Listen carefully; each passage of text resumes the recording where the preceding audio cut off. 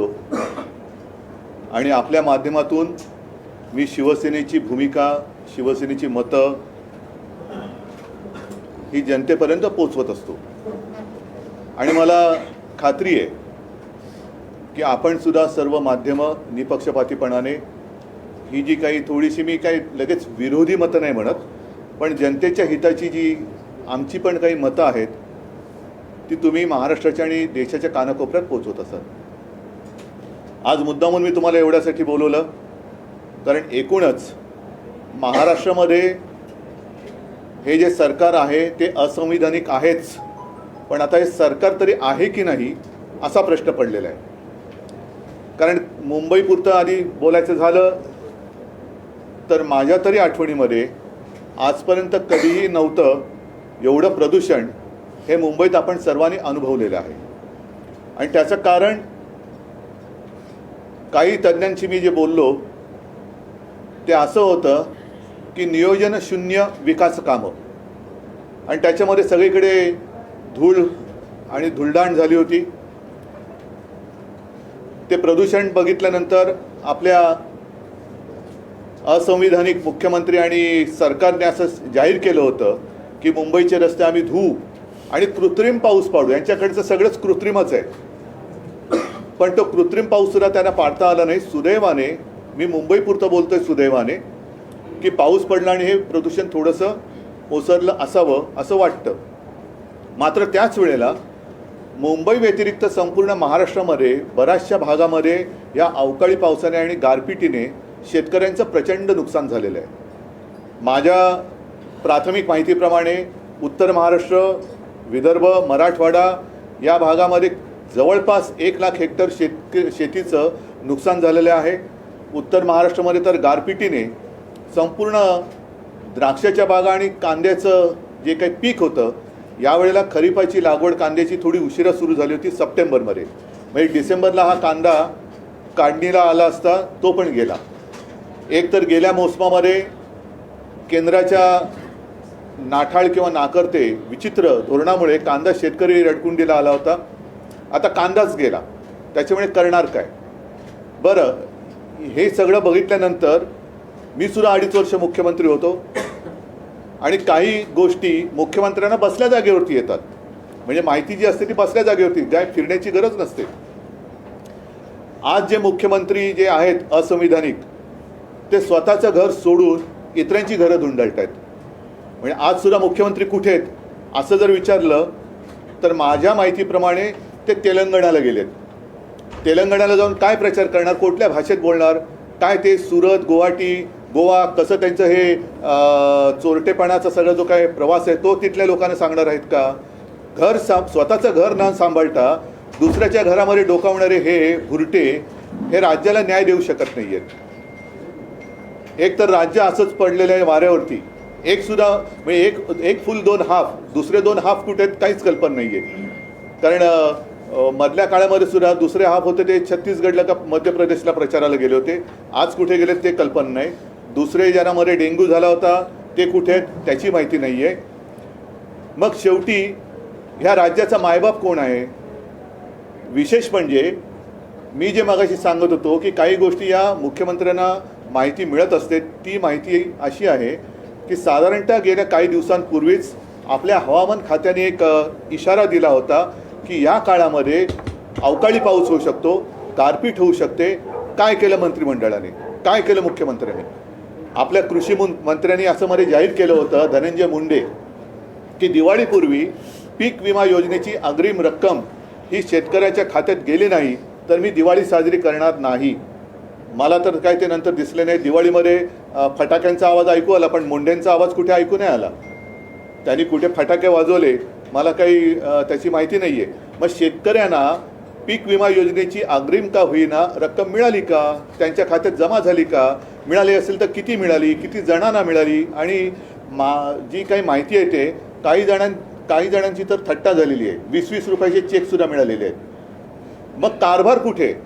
हे पूर्णपणे स्वतःची खुर्ची सांभाळण्यासाठी जेवढ्या दिल्ली वाऱ्या करतायत तेवढं हे जरा यांच्यावरती काय बोलल्यानंतर आमचे मुख्यमंत्री जे आहेत गद्दार, ते गळा काढतात की गरीब शेतकऱ्याचा मुलगा, गरीब शेतकऱ्याचा मुलगा. आदर आहे, तुमच्या शेतीबद्दल आदर आहे, पण गरीब शेतकऱ्याची पंचतारांकित शेती, ज्या शेतीमध्ये हे हेलिकॉप्टरने जातात, मी तर म्हणतो अशी शेती आणि असं वैभव माझ्या साध्या साध्या आणि छोट्या शेतकऱ्याला सुद्धा लाभो, ही मी देवाच्या चरणी प्रार्थना करतो की इतर कोणाचंही शेत असं नसेल पंचतारांकित. आणि शेतकरी बिचारा त्याची पायवाट तुडवत जातो, रात्री अपरात्री वीज नसताना शेतीमध्ये पाणी द्यायला जातो, मग त्याला सर्पदंश होतो, विंचू चावतो. असं या पंचतारांकित शेतीमध्ये होत नाही, पण तिकडे जाऊन गळा काढतात. मग ह्या शेतकऱ्याच्या पुत्राने पंचतारांकित शेतीमधनं या शेतकऱ्यांची चिंता का ते वाहत नाही आहेत. आणि हे जे रेवडीबाज आहेत भाजपवाले, इतर राज्यांमध्ये निवडणुका असताना रेवडी उडवत आहेत. आम्ही तुम्हाला आम्ही ती इलेक्शन कमिशनकडे विचारणा केली, त्याचं उत्तर यायचं आहे की रामलल्लाचं दर्शन, ह्याचं दर्शन, त्याचं दर्शन. अहो, तुमचं दर्शन शेतकऱ्याला कधी देणार? तुम्ही जे काय तिथे रेवड्या उडवत आहेत, 400 रुपयात गॅस सिलेंडर, इतक्या रुपयात हे देणार, तितक्या रुपयात ते देणार. मग महाराष्ट्राने काय तुमचं पाप केलेलं आहे? महाराष्ट्रामध्ये निवडणुका आल्यानंतर तुमच्या तिजोरीची दारं उघडल्यासारखी दाखवणार, पण तोपर्यंत माझ्या महाराष्ट्रातल्या शेतकऱ्याचं आणि इथून एकूण महाराष्ट्राचं जे काय संपूर्ण वाट लागणार आहे त्याची जबाबदारी तुम्ही घेणार आहात की नाही? आणि मध्ये मला खरंच एक प्रश्न मला पण पडला, मला वाटतं त्या प्रियांकानी विचारला की आपले प्रधानमंत्री क्रिकेटच्या फायनलला जातात पण मणिपूरमध्ये जात नाहीत. मग तोच प्रश्न माझा असा आहे की आमचे मुख्यमंत्री आहेत, पंतप्रधान आहेत, गृहमंत्री आहेत, त्यांना सगळ्यांना बाकीच्यांवरती दमदाट्या करायला वेळ आहे, इतर राज्यात प्रचार करायला वेळ आहे, इतर राज्यात रेवडी उडवायला वेळ आहे, पण माझ्या महाराष्ट्रातल्या शेतकऱ्याच्या पाठीवरती हात फिरवायला ते कधी येणार? हा एक प्रश्न आहे. कारण ही आता जी प्राथमिक माहिती मी तुम्हाला दिलेली आहे, साधारणतः 6च्या आसपास काहीतरी जीव गमावले गेलेले आहेत आणि 100च्या आसपास जनावरांची प्राणहानी झालेली आहे. यांचं काय करणार? आणि सगळ्यात महत्त्वाचा विषय की मुख्यमंत्री स्वतःचं घर सोडून घरोदारी फिरतायत. सरकार आपल्या दारी, यार पण कोणाच्या दारी जाते तुम्ही? तिकडे दुसऱ्या राज्यात जाते, त्या राज्याला काय मुख्यमंत्री नाही? स्वतः पंतप्रधान तिकडे विश्वगुरू आल्यानंतर हे तिकडे जाऊन काय आणखीन दिवे लावणार आहेत? तुम्ही स्वतःचं राज्य, स्वतःचं घर का नाही सांभाळत? या शेतकऱ्यांना तुम्ही कधी मदत देणार आहात? आणि भाजपला सुद्धा माझा प्रश्न आहे की तुम्ही इतर राज्यांमध्ये जे काय सगळं मुक्तपणाने थापा मारतायत, त्या थापा आता आवरा. आणि महाराष्ट्रामध्ये आज निवडणूक नाही आहे, पण निवडणुकीची आम्ही वाट बघतो आहोत, संपूर्ण महाराष्ट्र आज वाट बघतोय. तेव्हा मात्र तुमचं जे काय हे कुभांड आहे, हे कुभांड फोडल्याशिवाय महाराष्ट्र राहणार नाही. तुम्ही लवकरात लवकर तुमचं ट्रिपल इंजिन असेल, आणखीन किती इंजिनं लावायची ते तुम्ही बघा, पण त्या इंजिनातून थापांचे धूत न सोडता भरघोस मदत आजच्या घडीला जी गरज आहे ती माझ्या राज्यातल्या शेतकऱ्याला करा. आणि ताबडतोबीने मी तर म्हणेन आजच्या आज कॅबिनेटची बैठक घेऊन या सगळ्या परिस्थितीचा आढावा घेऊन ताबडतोब तुम्ही मदतीची नुसती घोषणा नाही तर मदत करायला जाहीर करा, मदत करायला सुरुवात करा. मधल्या काळामध्ये आपल्याला सर्वांना कल्पना आहे की पीक विमा ज्या काही देणाऱ्या कंपन्या आहेत त्या कंपन्यांवरती शिवसेनेने आंदोलन केलं. जर काही परिस्थिती सुधारली नाही तर मी तमाम शिवसैनिकांना सांगतो आणि शेतकऱ्यांना सुद्धा आवाहन करतोय, मी आपल्याला भेटीला येईनच. हे तर आता काय झालेलं आहे की थोडीशी नेहमी घडणारी घटना आहे की असं दुष्काळ आहे, त्याच्यात अवकाळी आहे. आम्ही मध्ये गेलो होतो दुष्काळग्रस्तांची त्यांना एक दिलासा देण्यासाठी. आम्ही जातो, दिलासा देतो, विधान भवनामध्ये विधानसभेच्या विधिमंडळामध्ये प्रश्न मांडतो, मोर्चे काढतो, पण सरकार ढिम्म राहतं. आता हे सरकार बदलण्याची वेळ आलेली आहे. मी सर्व शिवसैनिकांना सांगतो की जिथे जिथे शेतकऱ्यांचं शेतीचं नुकसान झालेलं आहे त्यांच्या बांधावरती जा, त्यांना दिलासा द्या आणि त्यांच्यासह तिथल्या जिल्हाधिकारी कार्यालयावरती जाऊन जिल्हाधिकाऱ्यांना जा विचारा की तुमच्याकडे नक्की सूचना आल्यात तरी काय, पंचनामे जे पूर्वीचे राहिलेत आत्ताचे पंचनामे कधी करणार. कारण आजच एक बातमी आली आहे, कृषी मंत्र्यांनी आपले जाहीर केले की आम्ही वस्तुनिष्ठ, आता कोणती वस्तू आणि पहिली निष्ठा कोणाची तुमची ते सांगा. ज्याची निष्ठाच कोणावर नाही तो वस्तुनिष्ठ माहिती घेऊन काय जाहीर करणार. त्याच्यामुळे या शेतकऱ्यावरती मी दया दाखवा असं म्हणतोय, करुणा दाखवा असं म्हणत नाही, दया दाखवा आणि लवकरात लवकर शेतकऱ्यांना मदत मिळवून द्या. सर, तुम्ही देखील जाणार आहे का बांधावर शेतकऱ्यांच्या? बघा, मी जाणं हा भाग आलाच, तेच मी तुम्हाला सांगतो की आता ओघाने आलंच. आम्ही जातो, शेतकऱ्यांना, शेतकरी बिचारे धाय मोकलून रडतात. पण काल सुद्धा एक मंत्री गेले असताना शेतकऱ्यांनी त्यांना विचारलं की तुम्ही काय मदत करणार असेल तर या, फुकाच्या गोष्टी करायच्या असेल तर निघून जा. ही जबाबदारी सरकारची आहे. आम्ही तर जाऊच, पण पहिले सरकार म्हणून जर अस्तित्वात आहे की नाही ह्याचा कुठेतरी सोक्षमोक्ष लागला पाहिजे. कारण हे आपलं घरदार वाऱ्यावरती सोडून दुसऱ्यांच्या घरामध्ये जर प्रचाराला जात असतील तर मग हे उपयोग काय? ह्या मुख्यमंत्र्याचा आणि उपमुख्यमंत्र्याचा उपयोग काय राज्याला? घर सोडून दुसऱ्याची घरं तुम्ही म्हणजे त्यांची पण बरबादीच करायला जातात थापा मारून. आज बघितलं तर मला वाटतं कुठे तेलंगणात गेलेत वाटतं का महाराष्ट्र उघडा पडलाय, महाराष्ट्राच्या वरती गारपीट झालेली आहे, मृत्युमुखी काही पडलेत, शेतकऱ्यांची वाताहत झालेली आहेत, घरदारं उद्ध्वस्त झालेत आणि तुम्ही प्रचाराला तिकडे जातात. लाज नाही वाटत? मग मी हे बोलल्यानंतर स्वतःच्या पंचतारांकित शेतीमधनं पुन्हा हे सांगणार की गरीब शेतकऱ्याचा मुलगा मुख्यमंत्री झाला. 2 दिवसात 16 ते 17 जिल्ह्यांमध्ये जे आहे ते गारपीट आणि अवकाळी पावसाचं नुकसान झालंय आणि त्यावरती शासन लक्ष ठेवून असं धनंजय मुंडे कृषी मंत्री म्हणजे काय करते नेमकं काय? आधी तुम्ही लक्ष ठेवून आहात. पहिलं तुम्ही जी घोषणा केली होती गेल्या 1-1.5 वर्षामध्ये जेवढी जेवढ्या नैसर्गिक आपत्त्या आल्या त्याच्यात खरोखर किती मदत केली? साधी गोष्ट आहे. आमचं सरकार यांनी गद्दारी करून पाडण्याच्या आधी जो आमचा अर्थसंकल्प जाहीर झाला होता त्यावेळेला जी कर्जमुक्ती आम्ही केली होती त्यातली एक शेवटची गोष्ट राहिली होती, कारण करोनाच्या संकटात अर्थव्यवस्था डगमगली होती. पण त्याही काळात याच शेतकऱ्यांनी आपली अर्थव्यवस्था तारून धरली होती आणि 50,000 रुपये एक प्रोत्साहनपर राशी नियमित कर्ज परतफेड करणाऱ्याला आम्ही जाहीर केली होती, द्यायला सुरुवात झाली होती. तिचं आता पुढे काय झालं ती सुद्धा देत आहे की नाही? दुष्काळग्रस्त भागामध्ये तुमचे पंचनामे झालेत की नाही? झाले असते तर मदत किती दिली? पीक विमा योजनेचे किती पैसे दिले गेले?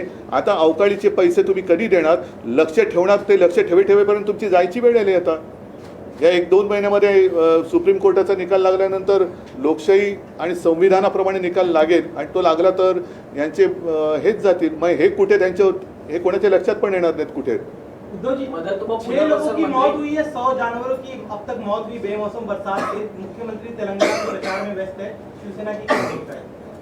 मैंने यही कहा ना कि अपना खुद का घर जो संभाल नहीं सकते वो दूसरों का घर क्या संभालेंगे? आज अपना घर मतलब महाराष्ट्र, मेरा महाराष्ट्र, अपना महाराष्ट्र, वो संभालने की ज़रूरत है. कुछ काश्तकारों की जान गई है. 6 लोग आपने जैसे कहा कि उनकी जान गई है. 100 के आसपास उनके जो जानवर होते हैं, गाय होती है, भैंस होती है. गौवंश हत्याबंदी इसमें जो मर रहे हैं उसका आप क्या करेंगे? और ऐसी स्थिति में मुख्यमंत्री दूसरी राज्यों में जाकर दूसरे पार्टी का प्रचार कर रहा है. ये बाला साहब के विचार नहीं थे ऐसे. ये बाला साहब के विचार और ये हिंदुत्व हमारा हिंदुत्व नहीं है. ऐसा हिंदुत्व नहीं है कि घर में तबाही है और दूसरे घर में आबादी के लिए आप जा रहे हैं, अपनी वोटों की आबादी बढ़ाने के लिए. उद्धव जी, जिस तरीके से मुख्यमंत्री ने कल कहा कि हमने सभी जिलाधिकारियों को सूचित किया है कि सभी पंचनामा करें और उनको मदद देने को लेकर, क्या आज तक क्या किया बताओ ना. और ये कोई इंसानियत नहीं होती है. सिर्फ सूचना देने की आवश्यकता है और आप वहाँ जाते हैं तो आपकी ज़रूरत नहीं है राज्यों को. त्यांना पाणी पाहिजे. आपकी मतलब उनकी क्या आवश्यकता है? तो जिलाधिकारी है ना, वो संभालने के लिए है. तो इन्हीं लोगों ने कोरोना के समय में काम किया था ना, तो वही संभालेंगे राज्य. किसानों का पूरा मुद्दा छोड़कर इस समय जिस तरीके से महाराष्ट्र के भीतर जाति मैं इस विषय में नहीं जाना चाहता. इसके लिए ये बड़ा मुद्दा अलग है. लेकिन आज के दिन सभी जो काश्तकार है, जो सभी को अपना अनाज, अपना पसीना बहा के और खून पसीना एक कर पूरे देशवासियों को अनाज देते हैं, वो आज संकट में. उसके लिए आज सरकार मेरी जगह पर नहीं है. महाराष्ट्र में सरकार ही नहीं है, सब प्रचार में व्यस्त है. और यही मैं कह रहा हूँ कि दूसरे अन्य राज्यों में भाजपा के नेता प्रधानमंत्री से लेकर सभी रेवड़ी दे रहे हैं. तो महाराष्ट्र में ऐसा कौन सा गुनाह किया है, कौन सा पाप किया है कि महाराष्ट्र में आते ही नहीं? क्रिकेट के फाइनल के लिए जाते हैं, तब भी चुनाव था ना. तो चुनाव प्रचार छोड़कर क्रिकेट के फाइनल के लिए अगर प्रधानमंत्री जाते हैं तो मेरे महाराष्ट्र में आते क्यों नहीं है? और महाराष्ट्र ने ऐसा कौन सा गुनाह किया है कि आप काश्तकारों की ओर देखते भी नहीं हो?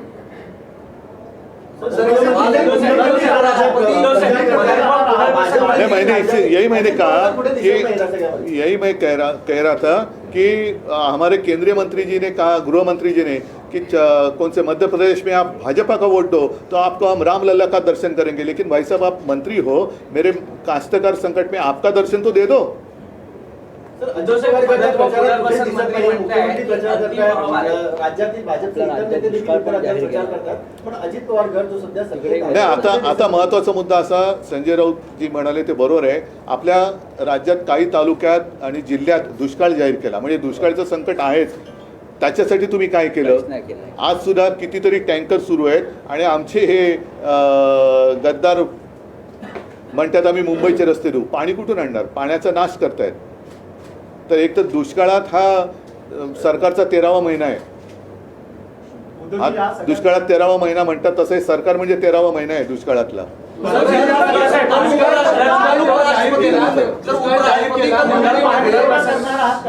मदत व पुनर्वसन मंत्री ठिकठिकाणी जाऊन पाहणी करतात आणि ते म्हणतात की नाही, आता त्यांच्या बरोबर जे गद्दार गेले त्यांचं पुनर्वसन करायचं कसं, त्यांना कशी मदत करायची, हाच एक मोठा भाग झालेला आहे. ते जनतेची काय मदत आणि पुनर्वसन करणार? आपण कॅबिनेट लेवलची मागणी केली आहे, मात्र मागच्या वेळी जेव्हा दुष्काळ जाहीर केला त्यावेळी ते जे तालुके जाहीर केले होते त्या तालुक्यातले प्रतिनिधित्व करणारे आमदार किंवा मंत्री त्या बैठकीला नव्हते. मग आता कॅबिनेट जरी नाही, मला आता याच्या जास्त खोलात जायची गरज नाही. पुन्हा मी एकच मुद्दा सांगेन की आज माझ्या राज्यातला शेतकरी संकटात असताना, गारपीट अवकाळीच्या संकटात असताना, जो माणूस स्वतःच्या घराची काळजी न करता बेपर्वाईने दुसऱ्या पक्षाच्या प्रचारासाठी दुसऱ्या राज्यात जातो, असा माणूस राज्याचा कारभार करायला नालायक आहे आणि अशा माणसाने सत्तेवर राहण्याचा त्याला अधिकार नाही आहे. मग ते कोणी असो, त्यांनी राज्याचा मी अमुक आहे हे बोलण्याचा त्याला अधिकार नाही आहे. सर, एक सवाल है, राष्ट्रपति मुंबई में थे, उन्होंने मोदी को युग पुरुष कहा है. नहीं, मैं उनके लिए उनकी नज़र से वो ठीक रहेगा, बाकी जनता बहुत बड़ी है. चलो, धन्यवाद. जय हिंद, जय महाराष्ट्र. उतरणार असं समजा. नाही, ठीक आहे, आता बोलले थोडं